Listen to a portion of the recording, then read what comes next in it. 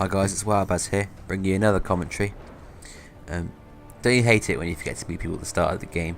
I just feel like Mr. T and I want to say, quit your jibber jabber fool, you ain't hurt, you're pathetic. So the game's been out for about 2 weeks now, and we've probably all come around to making our introductory decisions about the game, like what guns are the best to use, and kill streaks and loadouts. And I'm going to tell you this commentary a broad summary of what's the best setup to use to give you the most fun playing this game.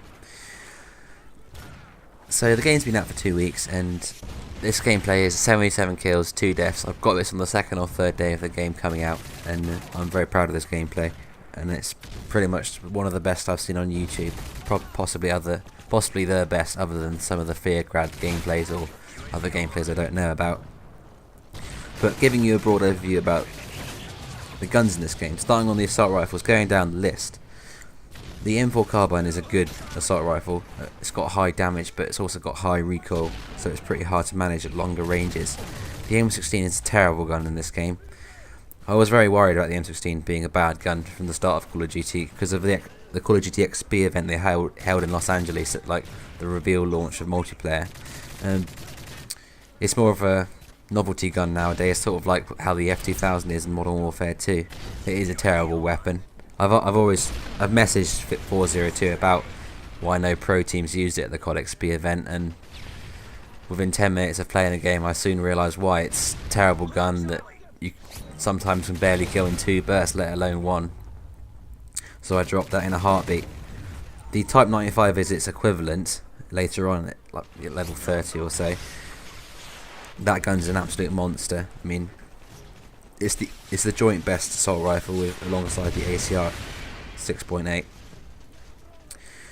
All the assault rifles are pretty good in this game, with the exception of the FAD and the M16. The other assault rifles, all remaining, are pretty decent, like the SCAR L, the CM901, the G36C, the MK14, the AK47. The other notable things to mention about the assault rifles is that the G36C has the fastest aim down sights.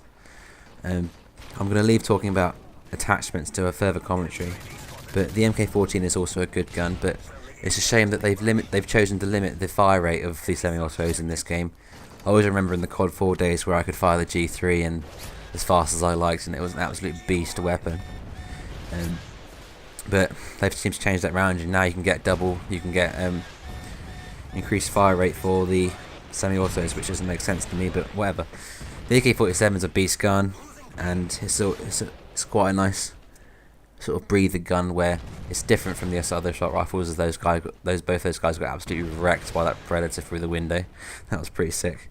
Yeah, and the difference between the assault rifles and the submachine guns in this game is that they've both got similar recoil, but they've got very different idle sway. The submachine guns have very huge idle sway. That's why it's difficult to take down targets at long range. It's just for balancing. Like, if you ever think it's recoil, it's not recoil, it's idle sway. Out of the submachine guns, I'd say the best submachine gun is probably the MP7 with red dot and rapid fire. A close follow-up is probably the PP90M1, and then I'd give it the third place to the P90, just because they all have massive magazines and they're all pretty accurate and have low recoil. The remainders are all pretty equivalent, like the UMP, MP5 and PM9. I think the PM9 is more of a novelty weapon, similar to the M16, but all the submachine guns are very viable to use, and I'd give them all a go. Light machine guns, I haven't really tested them out that much, but I will test them out further in the future. But from what I've gathered, their visual recoil is a bit too much. And the snipers in this game, all the snipers are absolutely insane. I mean, you've got to try out every single sniper rifle. The only one I haven't tried out is the Dragunov, because I just see the RSASS, or whatever it's called, as its counterpart, which is like 10 times as good, or it just feels more badass. That's what I found out. The Barrett 50 cal is without a doubt the best sniper rifle, but the close follow-up is probably the MSI. The MSI is just more as like you feel like a badass when you use it. So yeah, that's the overview of all the weapons, and I'm just going to talk about gun balance and like what makes a good gun good. So out of the different balances as such, like there's several, but you might not realise the specifics.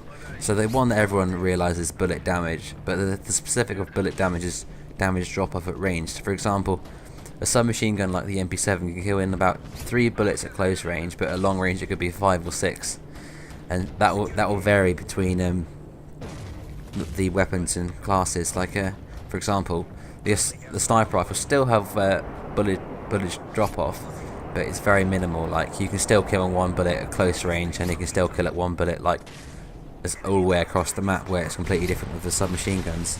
And like for example, shotguns, they have complete bullet drop off after a certain distance. There's also 2 types of recoil in video games. There's actual recoil and visual recoil. Actual recoil is like the actual recoil of the gun. Like for example in Modern Warfare, and visual recoil is the sort of the bouncing of the iron sights or red dot that you see. Like for example in Modern Warfare 2, the ACR silence also had no actual recoil, but the visual recoil was still there. Like you could see the gun bouncing up and down, but I promise you that gun was firing like a laser.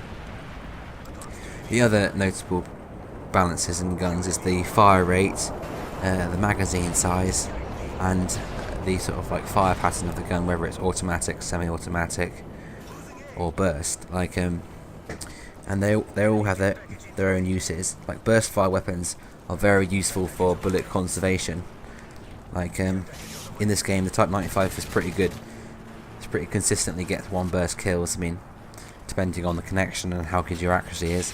But if a gun is good, a burst weapon is good at 1 burst kills, then if you say have a 30 round magazine, then that's going to be equivalent to 10 kills if you had perfect accuracy, and if it was 1 burst per kill. So that's why in Modern Warfare 2 I always use the M16 and the FAMAS, because they were the best guns, because you could get that bullet efficiency, 1 burst, 1 kill, 10 people per magazine. But in this game it's a bit dodgy. The M16 in this game is terrible, as I've already said. I still think the best fire pattern is the automatic, just because there's no like, oh god, this guy could kill me between bursts of assault rifles, or damn, this MK14 it doesn't fire as fast as my trigger goes, and my finger goes, but so it's pretty annoying. It's automatic, you just feel more at ease when you use them. The most fun you can have playing this game is using the Reaper for sure. I mean, the Reaper is the coolest kill streak they've ever added to a Call of Duty. It's just like you fire this massive bomb and the enemy's just running along hopelessly, like, you can't leave, and they've got this massive red light blinding them as they're trying to flee into cover, and you're just guiding it round buildings, swerving it, and smashing them right in the face. It's just the best kill streak. And if you ever are down playing Call of Duty and you just want to get back, I'd say using kill streaks such as the Predator missile, attack helicopter, and Reaper, because if you ever do get a Reaper, you can have some of the most ridiculous fun ever. Like, we've had headshots with the Reaper missiles and stuff, my friend and I, and it's been absolutely great laughs. This game I'm using the Reaper AC-130 Osprey gunner. I've already had a complete circulation of my kill streaks. Got about 40 kills, and if you ever do happen to get a Reaper with this setup, then you're turning a 9 kill streak into pretty much a 40 kill streak, as long as you stay alive. I mean, with the Reaper, the ass clapper, as Wings of Redemption calls it, and now the ass spray gun, or how I like to call the Osprey gun, it just sounds ridiculous.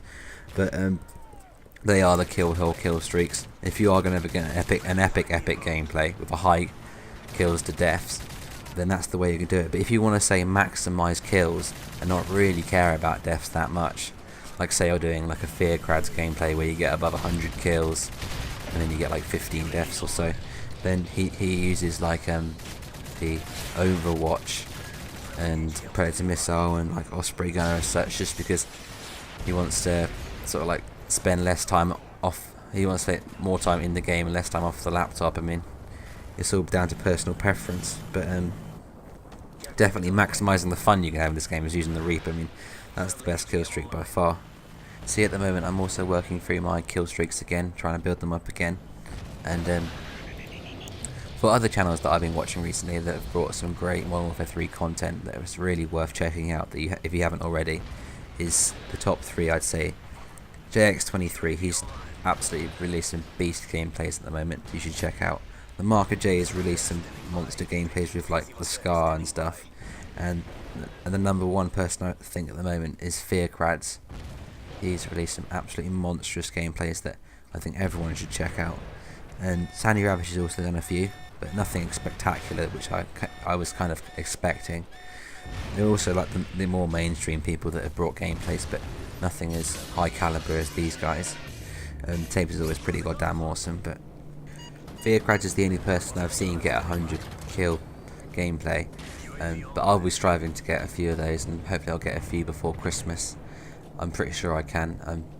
The only thing holding me back right now is just I haven't been playing as much as I did in the first week, just because I've got a bit of work to do. But come December, I'm going to start live streaming again. I'll leave a link to my live stream in the channel. It's Twitch. Please follow me there.